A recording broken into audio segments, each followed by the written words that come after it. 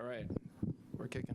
I just want to point out the significance of that. We actually have 2 of our 5 board members are military veterans, myself and Paul Valentine, and we wanted to play Armed Forces Medley to reflect that as the, I believe, most Armed Forces representative board in Rockland County. So now we're at the point where I'm going to give the State of the Town speech. I want to recognize beforehand a few elected officials and former elected officials in the audience. We have Clarkstown Supervisor George Homan. We have our immediately former Supervisor Andy Stewart in the back there.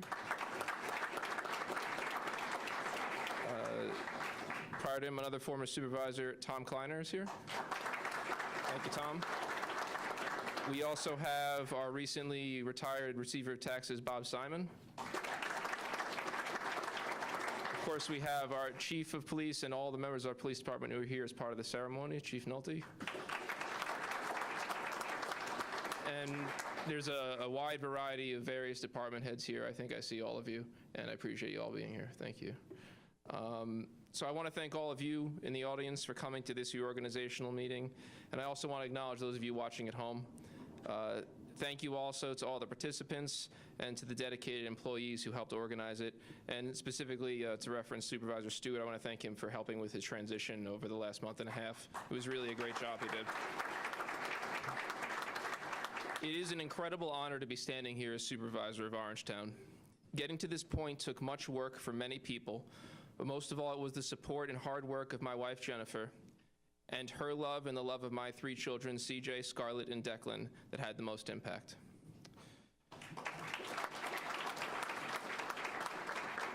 As we enter a new year, this town enters a new administration. As Supervisor, it is my intent that all we do as a town government is focus on the 3 core goals that I focused on throughout our campaign: preserving our town, growing our economy, and lowering our taxes. These 3 goals are inextricably linked. There are those who would seek to separate them or to redefine one or more of them to fit their own personal agendas, but I have been and I will be clear on the matter.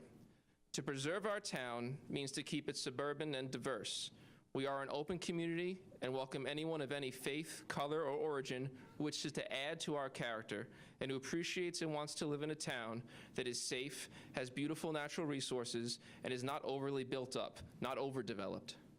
But preventing overdevelopment does not mean and cannot mean stopping all economic growth. In fact, preventing overdevelopment is predicated upon having a strong, vibrant economy. We must and we will prevent things like residential downzoning, spot zoning, changing zoning to remove inappropriate buffers between residential and industrial areas, and the like. We must also attempt to address and correct failures of the past, oftentimes from decades ago, in planning and zoning, while not putting the town in untenable legal positions and potentially losing substantial sums of money, while opening the door for even worse development. While preventing those things, we will also actively seek opportunities to bring in businesses that add to our community, increase property values, allow our residents to work in high-quality jobs without being forced to commute 2 hours each way, and give us good, clean commercial ratables. In this process, that of bringing in and nurturing high-quality businesses, that we will not only allow us to preserve our town, but also lower our taxes. Though coming from the private sector, I believe in and will be immediately implementing systems which increase productivity while decreasing costs. It is in growing our potential revenues that we will be able to achieve true systemic improvement of government services and reduction of our homeowners' tax burdens. The town board and I will be working hard to implement a specific agenda focused on those goals I have outlined. In the short run, in order to help preserve our town, we will be taking the just started pilot program to issue 4G tablets to code enforcement officials, perfect it, and expand on it to make their vehicles mobile workstations, allowing them to increase patrols and immediate enforcement actions, as well as better marking their vehicles so those who contemplate taking shortcuts around our town code know there are dedicated folks on the street ready to crack down. We will also be continuing and expanding the process of rewriting and reorganizing our town code to close loopholes and ensure proper uses in different areas are made perfectly clear, with a focus on the sections related to building and zoning. Importantly, when addressing legacy existing industry in our town, we will adopt and implement nearly complete performance standards to make it easier to keep polluters at bay and our air clean.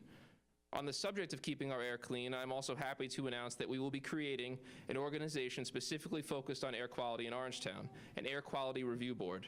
This board will be comprised of experts from within the town and members of the community, and will both take complaints and concerns as regards air quality and odors, investigate and determine most feasible courses of action, and make direct recommendations to the town board as necessary. The combination of this increased focus, direct community involvement, and new performance standards for air quality will ensure that this town remains beautiful and clear for our children. The process of reviewing and rewriting our code will also feed into making it clear that while we will act without hesitation to punish bad actors, we will make it as easy as possible on our law-abiding homeowners and new and existing good neighbor businesses to get things done, and thus help grow our economy. Clarifying or removing contradictory language, removing multiple unnecessary trips for permits, eliminating gray areas, these things will remove the shackles that prevent economic growth. We will also be acting immediately to make things more user-friendly for all businesses and residents alike through the creation of information kiosks in Town Hall and clear directions for what to do and where to go when trying to get things done with your town government. Additionally, we will seek to help lower our taxes by undertaking a digitization and automation effort, starting in the building department and continuing throughout town government. That will make it easier to get things done for residents and businesses, and cheaper and more efficient for the town to operate. Likewise, we will bring in one or more independent consultants to evaluate all of our processes in the town in all departments in order to extract maximum cost savings. And I will be working with our personnel and information technology departments to create a much-needed employee handbook and personnel hours tracking systems. This handbook will cover a wide variety of policies to include internet, town cell phone, town vehicle use, and we will also ensure we are up to date on, in this century, very important workplace violence and sexual harassment training. All of this will be tracked and supervised with regular interdepartmental meetings at which we can ensure each oar of our township is pulling in the same direction. As these details are implemented, I'll be working to ensure that viable, clean business is brought into the RPC property, taking that off our books, that the Pfizer or IRG property is put to appropriate good use, and that vacancies in our major office centers like Blue Hill Plaza and Bradley Corporate Park are filled. If we achieve our goals with the RPC land, it will allow us to do major projects with the initial sales proceeds, protect now state-owned land for potential inappropriate high-density development, as well as stand up our under-threat property purchase fund, while returning tax cuts to our residents with ongoing receipts from the new property owners. We will be able to build a community center for our youth and seniors alike. We will be able to replace the literally collapsing town hall. And we will be able to deliver better services while the residents see a lower tax bill. Truly, there is much to do, big and small.